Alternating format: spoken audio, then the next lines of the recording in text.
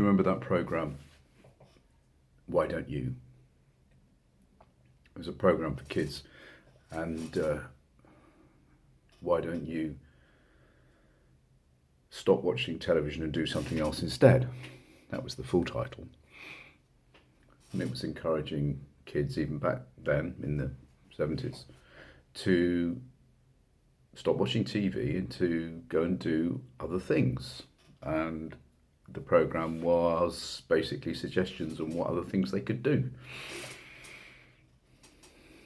The equivalent now, I guess, would be, why don't you stop scrolling through TikTok on your mobile phone and have a look at the world. See what you can make of it. See where you fit in. And of course, there's lots of legislation around at the moment about banning mobile phones from schools if you're under 16, and also in Australia and shortly in other countries as well, an actual ban on using social media if you are under 15. But what about us guys? What about us adults who are also kind of stuck? And where are we stuck?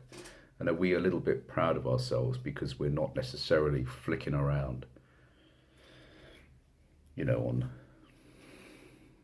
on YouTube shorts? And we avoid that, don't we? We're kind of more disciplined.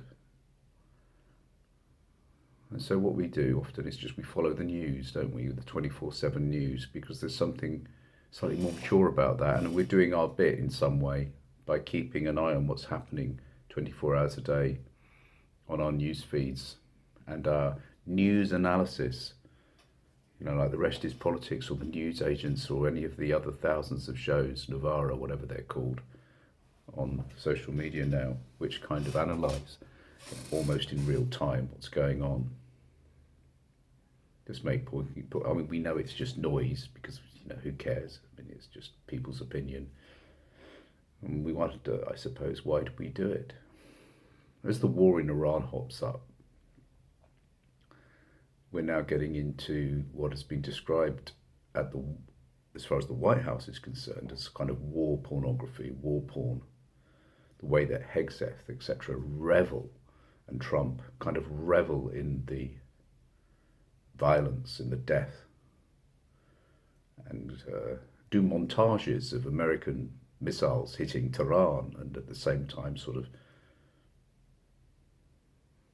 putting that in with on their sort of little marketing videos, propaganda videos, sort of excerpts from Rambo or Top Gun. It would be funny if it wasn't so ridiculous. And yet we're attracted to this as well. We're kind of been dragged into this, haven't we? Hegseth and Trump praying for ultra-violence upon our enemies. That's how strange it's getting. But we still watch it. We are witness to a sort of demonic fervour, to a perverse kind of reading of Christianity. As have you noticed that more and more they pull religion into this whole misguided misadventure?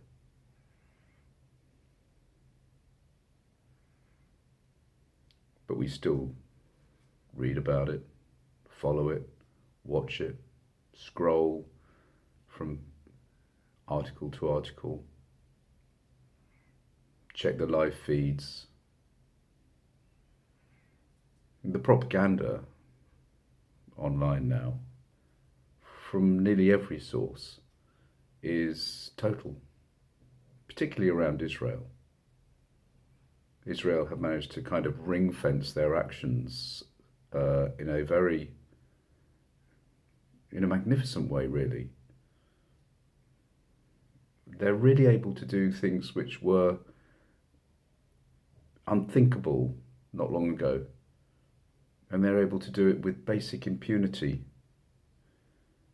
in the media, which is very strange. Bombing Beirut, invading Lebanon, And, well, we know about what happened in Gaza and now in Iran. I mean, if this was a sort of military game played out between kids, you'd say to one of the kids, take it easy. I mean, you've destroyed everything on the board. And so what's the point of reading papers like the Telegraph or the Daily Mail or the Times or looking through all those sort of YouTube analysis channels when they're not really speaking of what's happening?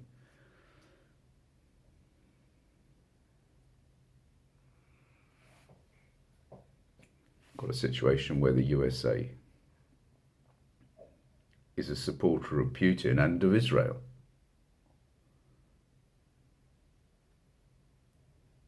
Sort of sandwiching the old democracies, the West, Europe, between these two particularly aggressive dictators, I suppose. It does remind me a little bit of Mitchell and Webb. Do you remember that episode they did, We Are the Baddies? Where they were in a trench and they were fighting. And then David Mitchell says to Robert Webb, I'm worried about something. I'm worried. Are we the baddies? And Robert Webb said, of course we're not the baddies. What makes you think that? It's the skull and crossbones on the hat. Maybe we are the baddies. The news is now riddled with the polemic of owners. The Washington Post being taken over by Jeff Bezos. Other proprietors who, like Rupert Murdoch, of course, who have a particular ideology they want to push. And now it's a sort of transparently, these papers and media channels are just polemics. So what's the point? Why do we do it? Why do we go through every article, every text, what are we trying to achieve? I'm interested in that. The Washington Post is no longer really a newspaper. That's just one of many of them. GB News in the UK is just a propagandist channel for reform. It's the vision of one man who happens to have a lot of money and can afford to run a TV station which makes no money, just so that he can make life a little bit better for him and his friends.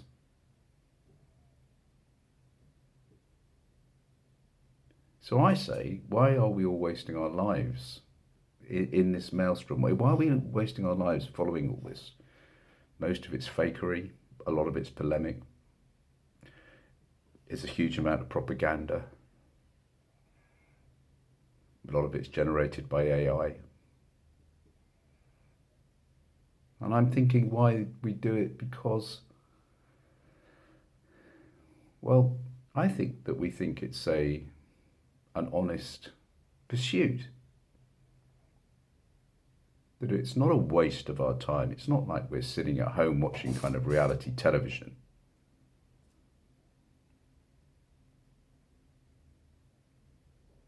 Although it is reality television in a way. But you know what I mean. It's not Love Island. So we don't really feel guilty. We can lie on the sofa for hours and hours, flicking through what's Trump said. What did he say 5 minutes ago? What was his Truth Social last night? What would he say in 5 minutes? Let's look at the analysis of what might happen next in the Iran war. And we just go through it endlessly, and we kind of feel as though we're doing something useful. We're keeping ourselves informed, maybe. Is that what we think? It's important we know what's going on, even though we don't know what's going on. It's obvious what's going on, but it's not something that's talked about in the paper. What's going on is death, destruction, a kind of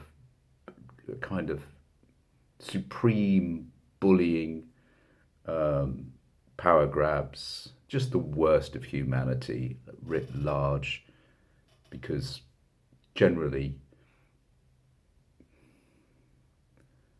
white guys who are reaching the end of their lives have decided that one of the ways they can go down in history, or they can have a legacy, is through this kind of destruction. They're mad, basically. They're mad. So we do all this because it's just a distraction. You might as well be watching Love Island all day, or Love is Blind, or Big Brother type shows, all the traitors. You know, all those things where you sit around and you say, it's my guilty pleasure. Is it your guilty pleasure to read the news all day, just to follow what Trump's doing? I understand it, it's very seductive. But really, I think it's kind of laziness. It is a way of not living your life. It could be turned off, to some extent, reduced. It's an endless soap opera with real deaths. It won't stop in your lifetime. I know you're probably waiting for it to stop. You're waiting for something to solve itself, a resolution to somehow to all of this. Well, we know that's never going to happen. The world is changing, the world is accelerating. Technology and a kind of perverse politics are coming together because there is the money behind them, the power, in order to push this thing through, despite what it does to anybody. Or there's no votes on this kind of thing. There's no votes on our future. And those politicians who try and hold on to the old ways are just sort of blown away like leaves in the wind, just leaving the worst of us. The problem is, if you stop distracting yourself, you're in a real problem. If you stop, there's no point in looking at the news. There's no point in following it. For your short life, it's not really. It's a waste of your life. There are many other things you could do. Just like that TV program, why don't you stop reading the news and do something else with your life instead? But when you stop, what are you faced with?